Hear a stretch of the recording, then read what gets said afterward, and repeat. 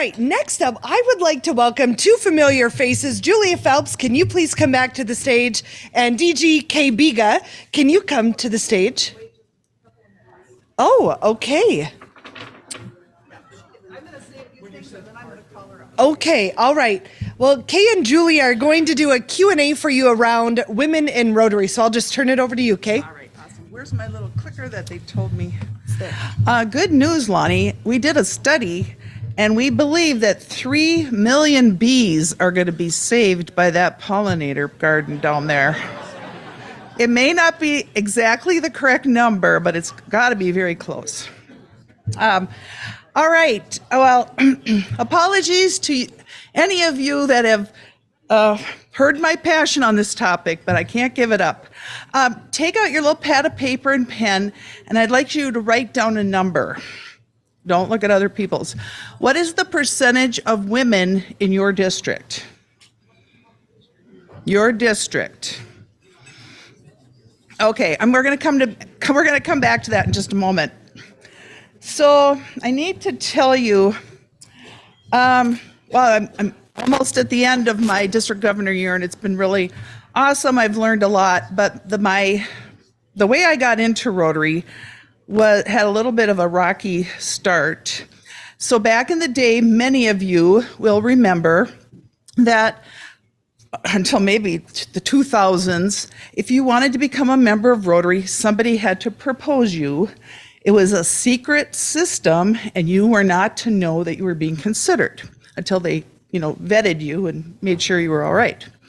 So Club 25, which was the 25th Rotary Club of all time in Duluth, there was a guy there named Joe Golden from the TV station who I knew, and apparently, and this is a true story, although some will dispute, he went to my mother, Jan, who's here, and said, "Hey, do you think Kay would like to join Rotary?" She said, "Absolutely not. She's got 3 kids. She's running the family business. She would never be interested." Ta-da. Okay. I never heard about it, right? Because it was a secret process. So about 10 months later, I find out that this has happened.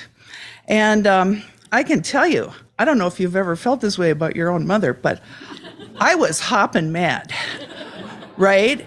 Because I was like, what is she doing? Prejudging whether I should be a Rotarian or not. And so anyway, I ended up joining. But the punchline, and some of you have already heard this, what do you think my mom did then? Of course, she joined Rotary.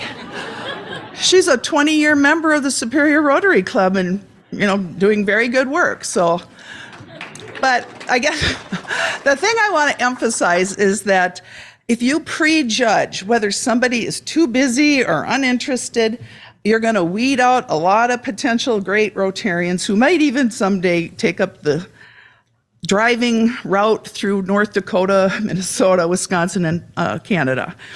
I have focused a lot this year on diversity, equity, inclusion, which, as you know, has popped up a few times. I want to tell you a quick story about hang on. I think we're missing a slide in here. Boom, boom. Sean, hello? Yes. Yes. Is the slide, well, okay, I have the slide on my thing. I'll just tell you quickly. Pat and I went to visit the Rotary Club in Istanbul, Turkey. And what you would have seen was a picture of some somber-looking guys, all men. And we went to the meeting, and I'll speed it up, but since we've had our youth exchange folks here, I was searching the crowd. They were like a huge club, 250 members. They had a booth in the middle of the conference room or the ballroom where you would get translation so you could hear the meeting in many languages and all of that. But I'm kind of searching for some other women at the meeting. Pat and my husband and I were standing in a circle with some guys, and this did not happen once, twice, 3 times. It happened like 5 times where suddenly the group would move and I was no longer in the circle. Something happens a couple of times, you think, coincidence. It happens 5 times, you realize those guys don't want you standing in that circle. So I went elsewhere. I look around and I see a young young woman standing in the coat closet, like shaking. And I said, "Hey, who are you?" She said, "I'm the Rotary exchange student from Florida." And how this poor young thing had been dropped down into misogyny central, I don't know. But I said, "Hey, come along, you can sit with us." Then, as it turned out, I'm looking, scanning the crowd, maybe there's some other women here. Well, indeed there was. There was a nice lady. She was dressed all in white, and she was pulling an oxygen tank. She was one of the nurses of the old guys at the meeting. So there were 3 of us there that day. The women always kind of laugh at that one. But anyway, but if you see a somber group that don't want women, how many of you want to join a club like that today? I can't see everybody, but I'm sure nobody's raising their hand. Okay, so why women and why now? Well, membership in service organizations continues to decline, especially in the United States, Europe. Now, membership in Africa, Asia, other areas maybe are on the upswing, but we only have 26% women internationally in Rotary out of the 1.4 million people. It's like we're trying to do a job with one hand tied behind our back, right? We're not utilizing the entire population to help us raise money for polio or to go out and do the good works in our community. Now, there have been some changes back, and many of you have seen Dr. Sylvia Whitlock, very inspirational. She was the lady that helped break the gender barrier, but it was kind of a sad moment because it took the Supreme Court to get involved to force clubs to accept women members. And Julie and I are going to talk about that subject in a little bit. But I also mentioned there's Jennifer Jones, of course, our first female international president, and then the gal who just addressed us this morning, Stephanie Urchik, who's going to be the second female president in a couple of years.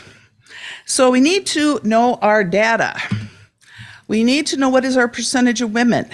We need to know the percentage of people under 40. When I went to every one of my club visits, 62, I would sit with the board members and I'd say, "What is your percentage of women?" One club, and I don't think they'd mind if I said this, Walker, because I found it really interesting. I said to the board members, "What is your percentage of women?"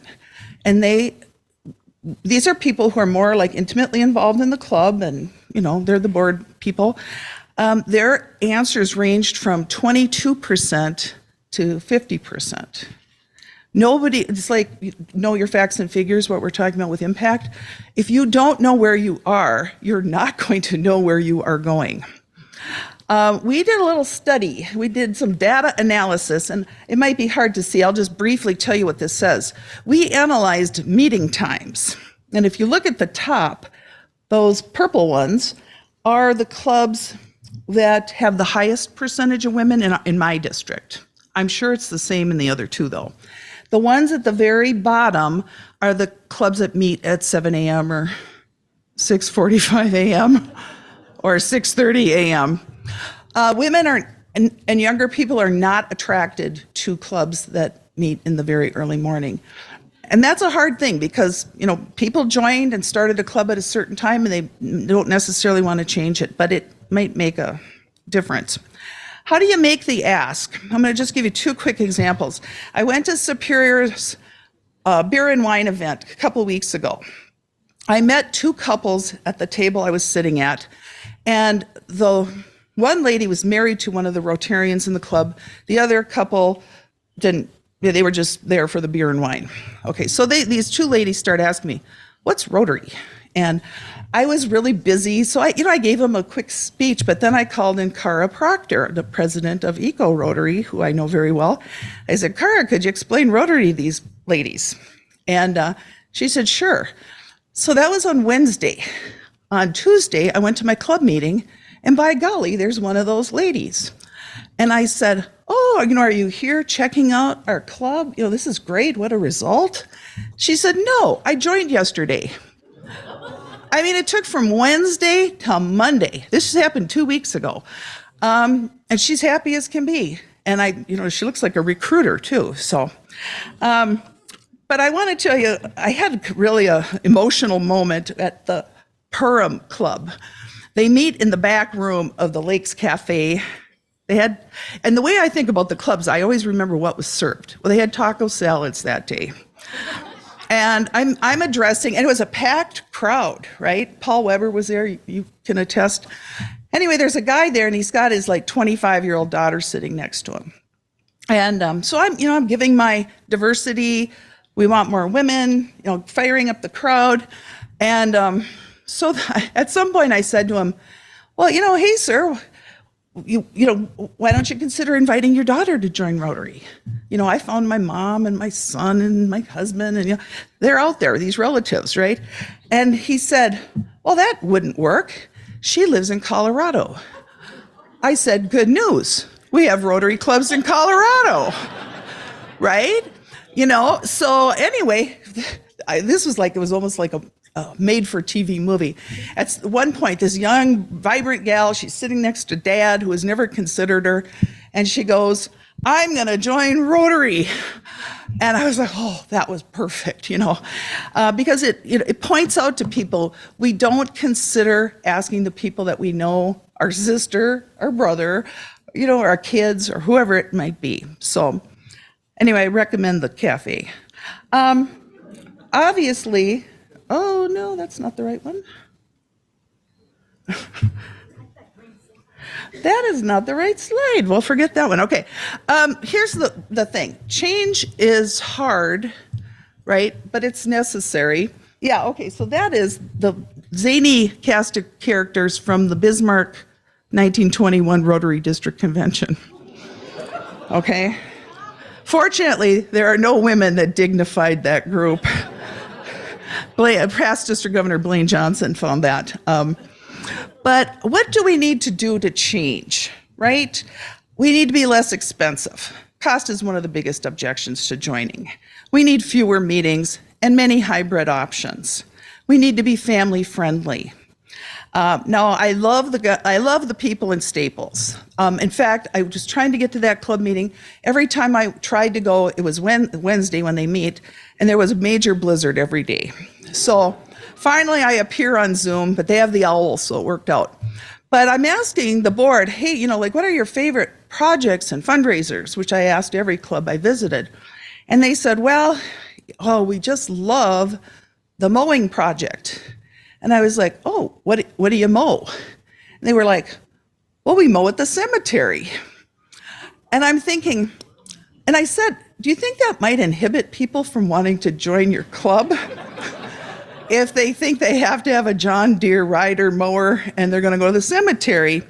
And it works for them. They do a great service for their community. But we have to be a little mindful that certain things that we did in the past, example number one right here, may no longer be relevant, and we should think about how we might tweak that. Okay, so I'll give you the results before Julia comes up. Or actually, Julia, come on up. This is really going to be the hot seat. So there you go. No, you don't. Just come on up. In 5950, you have 33.8% women. Yay! That's more than 26%. Hey, no. Well, okay. Anybody get close to that? Lloyd? What'd you put? You didn't write anything down. Okay, well. How about in 5960? Dale, what's your percentage? I said 40. 40. So optimistic a person. Sorry, we're at 33.5%. Ooh, no. All right, in 5580, these lawn signs have been working. We have just, over the last 5 years, we've increased our percent over 4%, so we're at 36.87%. Now, if anybody knows me, until we get to 50, I'm not a happy person, so, there you go. All right, Julia. But remember those percentages when we talk about 26%? For international. That's an international number. So if you go to India, there you won't see a lot of women. And in fact, India is having their very first ever, no, that's not true. I was going to say their very first ever district governor, but that's not true. It's another country that's having their first woman governor ever. So there's lots of opportunity for growth. And lest I forget, we still have past District Governor Keith Brocky and I have been peddling lawn signs for 2 years now. We're down to our last 20. So if you would like to take one home with you, then it'll be out on my sun porch and it'll be out where it should be in your yard, telling people what's going on with Rotary, okay? So they're outside. Blake Crosby put a bunch out there. All right, let's start with a softball question, Julia. I don't think she has any of those. Okay. Why does Rotary allow male-only clubs? Thanks for that softball. You're from headquarters. You probably know. I'm not from headquarters. Don't kid yourself.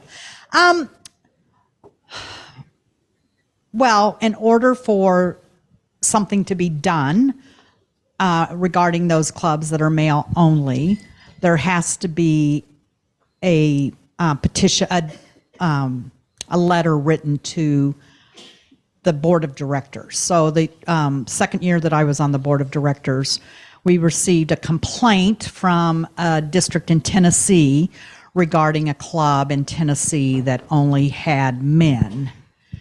And President Ravi, when he was president, that was his year as president, I mean, he was all about, let's can them, let's get them out of here. They don't belong, or they can bring in some women. The conversation at the club, and actually I was kind of with him on that, but the conversation around the table was, we've got better things to do than to get rid of Rotary clubs.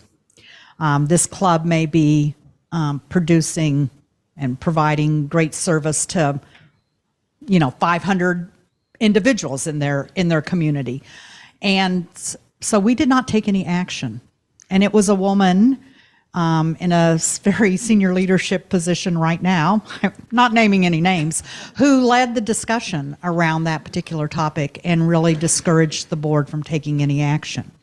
I'm working with a district in New Jersey right now, helping them straighten out some issues, and there is a club that is a male-only club.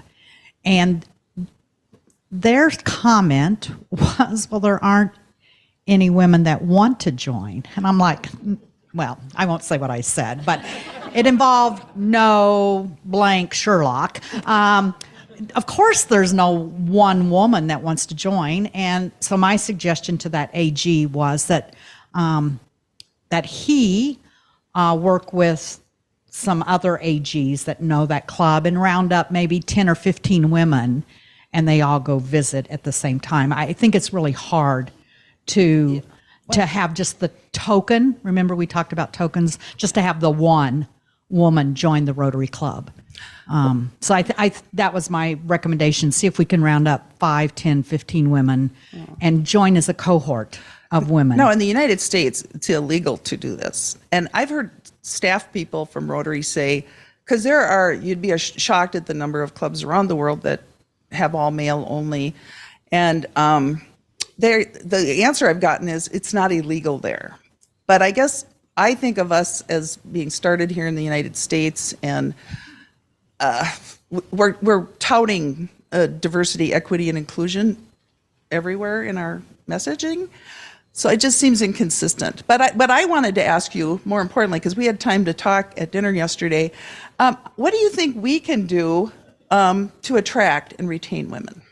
What's your experience been? Well, I'll talk about my personal experience first. When I joined Amesbury Rotary, I was like either the 5th or 6th woman to join. There had been a small cohort. We are now about 73% women. It's really, so like now when we get a guy to join, we're like, oh, we got a guy in this group. and my husband's going to be president next year, and so his goal is to get more guys in the group. So, and it's just happened. But one of the things we discovered was that when there were more of us, it was easier to attract other women when there were more women in the club. And that's why I would encourage folks, if there is a very, very small number, work to increase that number, when there's a critical mass. So we need to work to increase our number of men in the club. And I think you told me that you have daytime meetings and also after-hours Yeah. meetings. Yeah, so when the board made the decision at the council in 2016 to give clubs flexibility, and they got rid of attendance, you guys all know that, right? Attendance is no longer... Well, the guy that worked on it is right here. Yeah. So, okay. So, well, not everybody knows that. I mean, I said that to a club. Actually, I had a club write me. They were really angry in Connecticut because their district governor had said, "Oh, we're not taking attendance anymore." And this, she's a PDG. She was a good friend. Was like, "What do you mean we're not counting attendance?" And but the idea was that to give clubs flexibility, to allow clubs to meet the needs of their community, to do what works for them, and that we're trying to get away from what I call sit and get. You come, you sit, you get a chicken dinner, a lunch, and you leave. Sit and get. So we're trying to get away from that. We say we're people of action. Well, coming and eating lunch or dinner once a week that doesn't necessarily show people of action. And so our club, we because of the pandemic, we had to make some changes. I mean, we could have always done Zoom. We could have always had virtual meetings, but very few people were taking advantage of it. Well, when you're not allowed to go outside because you could catch a virus that could kill you, all of a sudden we all learned how to do a Zoom or a Teams meeting. So my club, and actually several clubs in our district have made this. We all went to Zoom for a while, and then when we started going back, we had members, some that felt very uncomfortable coming to an in-person meeting, and so we made the decision to do all of our meetings are hybrid meetings. There's a virtual component and a live component, and then we also realized that, because of the pandemic, that not everybody and their work schedule could now come to lunch, because we had always been a lunch club.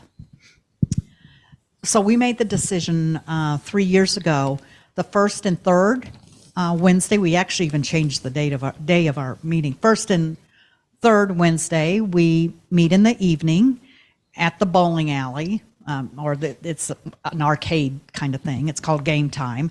And they've got some rooms off the bar. It's from 5 to 6. It's virtual. It's a hybrid meeting as well. And nobody has to spend any money for a meal. If you want a beer, if you want a glass of wine, if you want a Diet Coke, you can. If you want to get a pizza, you can. But nobody has to get anything to eat. No money at all expended. And do you think that has helped? Well, we have a group of people that's the only time they can come. Because of work. They live in Amesbury, but they work other places. And so they come on their way home from work to the meeting. We do projects. We do a lot of our club projects during that time as well. We have speakers, but so we've got a group that only come first and third Wednesdays. And then we've got a group that can only come at lunchtime because of the family, because of soccer, because of whatever they're doing. And so we've got a group that we only see on Wednesdays, second and fourth Wednesdays. And then we've got it's like a Venn diagram. Then we've got people like me that are really obnoxious and just go to everything. And so, that makes up our club. And we're trying to meet the needs of young professionals, of parents, of community members, of people that can afford it. Our dues are $75 a quarter, and you only pay for lunch if you eat it. Yeah. It's a really great Italian meal, and it's $15. And we've got people that are like, I'm not a big lunch eater, so they don't eat lunch. So you only pay for the meal that you eat, and that's made a difference for a lot of people financially. Good. We have to stop, or Molly's going to do something to me. So it's what? She's going to get my cane and whack me with it. It's break time. Who wants to stand in the way of a break? Nobody. Okay, reconvene in about 2:55. Thank you very much. Thank you. Thanks, Julia.